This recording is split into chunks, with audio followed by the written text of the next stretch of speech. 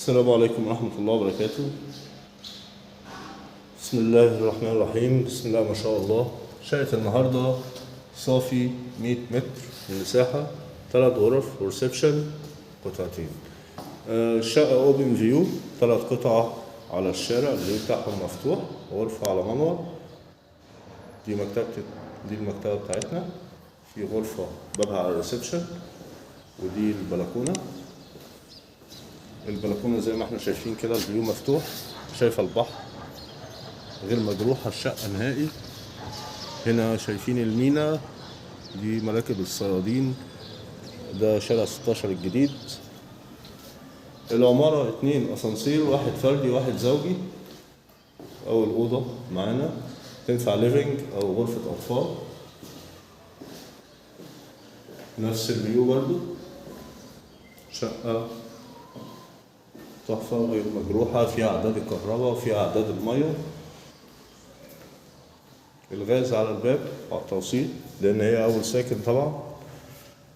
هنا معانا طرق التوزيع مستقلة بذاتها عن الشقة نهائي، فيها غرفتين، غرفة تانية على الشارع ببلكونة جيب.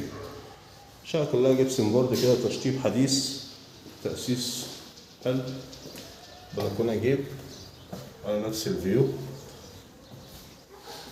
الشقة شمس وهواء طول اليوم. معانا مطبخ هنا، غرفة كبيرة.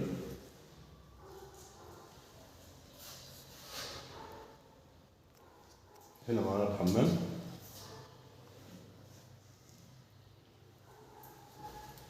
غرفة النوم، دي الغرفة الكبيرة